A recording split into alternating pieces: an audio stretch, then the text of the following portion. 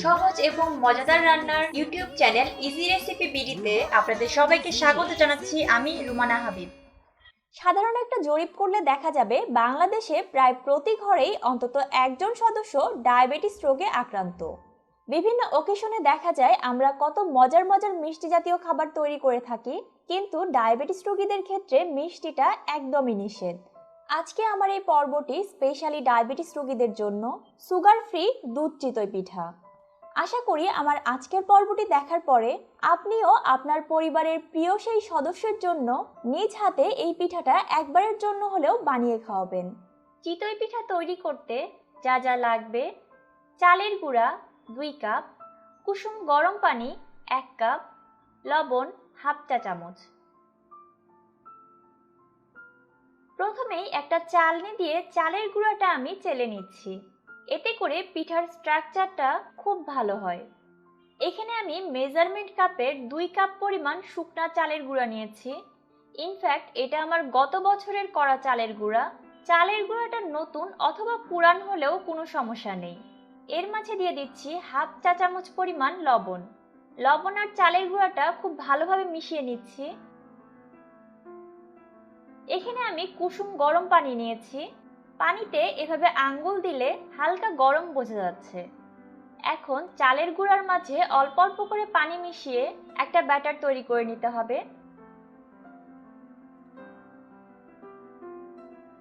একেবারে বেশি পরিমাণ পানি দিতে যাবেন না, পানিটা 2-3 বারে মিশিয়ে নেবেন।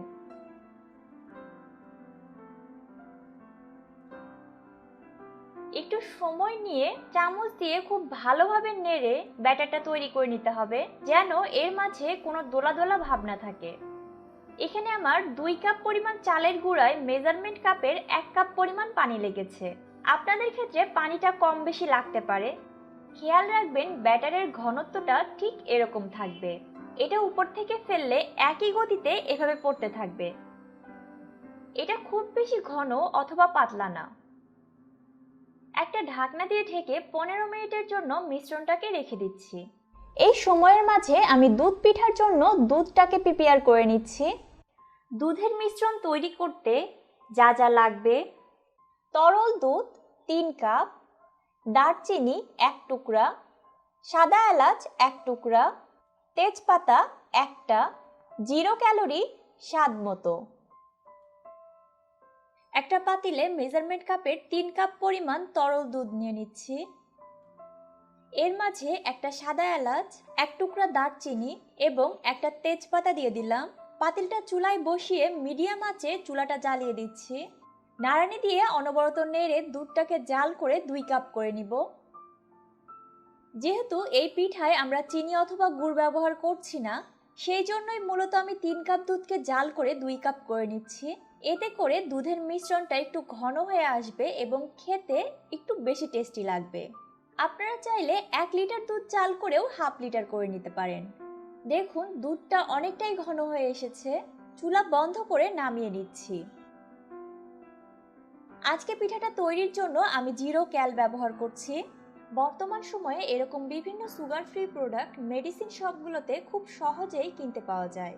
আপনারা চাইলে অন্য যে কোনো কোম্পানির এরকম সুগার ফ্রি প্রোডাক্ট ইউজ করতে পারেন। যে বাটিতে পিঠাটা ভিজিয়ে রাখবো দুধটাকে সেই বাটিতে ঢেলে নিচ্ছি। এখানে আমি 5 প্যাকেট 0 ক্যাল নিয়েছি।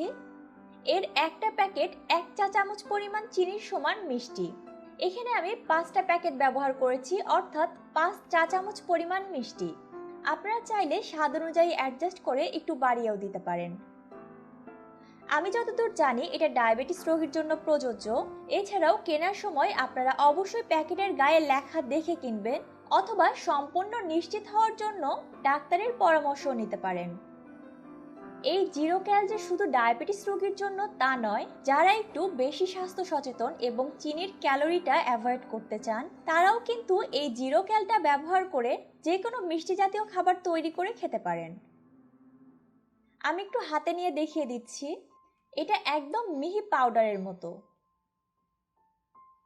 নাড়ানি দিয়ে একটু নেড়ে মিশিয়ে নিচ্ছি। আমি একটু মিষ্টিটা চেক করে দেখছি। আমার কাছে এটা ঠিক মনে হয়েছে। ঢাকনা দিয়ে বাটিটা ঢেকে রাখছি। এই দুধের মিশ্রণটা ঠান্ডা হতে দেয়া যাবে না। চুলায় মিডিয়াম আঁচে আমি একটা মাটির তাওয়া বসিয়ে নিয়েছি। চিতই পিঠাটা মাটির তাওয়াতেই পারফেক্ট হয়। তাওয়াটা যখন গরম হয়ে যাবে, একটা গর্তযুক্ত চামচের সাহায্যে 1 চামচ পরিমাণ ব্যাটার তাওয়ায় দিয়ে দিচ্ছি। ঢাকনা দিয়ে ঢেকে চুলার আঁচটা একদম লো করে দিচ্ছি এবং অপেক্ষা করছি ঠিক 1 মিনিট। 1 মিনিট হয়ে গেছে, আমি এখন ঢাকনাটা খুলবো, কিন্তু তার আগে চুলার আঁচটা আবার মিডিয়ামে করে দিলাম। এতে করে তাওয়াটা পরের পিঠার জন্য প্রিপেয়ার হয়ে যাবে। এখন একটা নাড়ানির সাহায্যে পিঠার চতুর্দিকটা ছাড়িয়ে নিচ্ছি। পিঠাটা তাওয়া থেকে তুলে সাথে সাথেই দুধের মিশ্রণে দিয়ে দিচ্ছি। পিঠা বানানোর সময় যে দিকটা উপরে ছিল ঠিক উল্টো দিক করে দুধের মিশ্রণে দিয়ে দিচ্ছি। এতে করে পিঠাটা খুব ভালোভাবে ভিজে। পিঠাটা দেওয়ার সাথে সাথেই আবারও ঢাকনা দিয়ে ঢেকে রাখতে হবে, তা না হলে দুধের মিশ্রণটা ঠান্ডা হয়ে যাবে। আরেকটা পিঠা দেওয়ার আগে একটা পরিষ্কার কাপড় দিয়ে তাওয়াটা একবার মুছে নেবেন। এতে করে তাওয়ার এক্সট্রা হিটটা রিমুভ হয়ে যাবে। আবারও আগের মতো 1 চামচ পরিমাণ ব্যাটার নিয়ে তাওয়ায় দিয়ে দিচ্ছি। ঢাকনা দিয়ে ঢেকে দিলাম। চুলার আঁচটা আবার লো করে দিলাম। এখন ঠিক আগের মতোই 1 মিনিট অপেক্ষা করব। এই 1 মিনিট সময়ের মধ্যে ঢাকনাটা একবারও খোলা যাবে না। ঠিক 1 মিনিট পর ঢাকনাটা খুলে পিঠার চতুর্দিক থেকে ছাড়িয়ে নিচ্ছি। পিঠাটা যত বেশি ছিদ্র ছিদ্র হবে, দুধে দেওয়ার পরে এটা ঠিক তত বেশি দুধ শোষণ করে ফুলে উঠবে। আপনারা নিজেদের পছন্দ মতো ছোট অথবা বড় পিঠা বানিয়ে নিতে পারেন, কিন্তু প্রত্যেকবার ঠিক একই পরিমাণ ব্যাটার কড়াইয়ে দিবেন, কারণ তাওয়ার ঠিক ওইটুক জায়গায় পিঠাটা বারবার দেওয়ার কারণে পিঠার জন্য একদম পারফেক্ট হিটে রেডি থাকে। একবার এক এক সাইজের পিঠা বানাতে গেলে দেখা যায় বাকি অংশটাই আর ফুটি ফুটি ওঠে না। এভাবে একটা করে পিঠা বানাতে হবে আর সাথে সাথে দুধের মিশ্রণে দিয়ে দিতে হবে।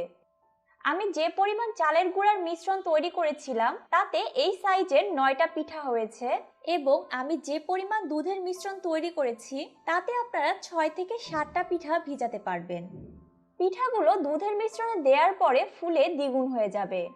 পিঠা দেওয়ার সময় আপনারা একটু চামচ দিয়ে এভাবে চাপ দিয়ে দেখবেন নিচের দিকে আর কতটা জায়গা ফাঁকা আছে।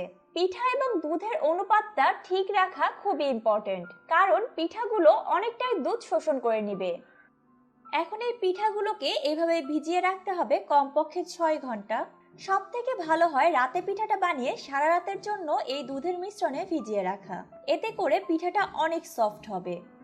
আমি আসলে আমার এক গেস্টের জন্য পিঠাটা তৈরি করেছিলাম এবং আমার হাতে তেমন সময় ছিল না, তাই 2 ঘন্টা পরের অবস্থানটা আমি আপনাদের দেখিয়ে দিচ্ছি। দেখুন 2 ঘন্টাতেও এটা অনেকটাই সফট হয়ে এসেছে। আরও কিছু সময় রাখলে এটা আরও একটু নরম হয়ে যাবে। আশা করি আমার আজকের পর্বটি আপনার কোনো এক প্রিয় মানুষের মুখে হাসি ফোটানোর জন্য যথেষ্ট।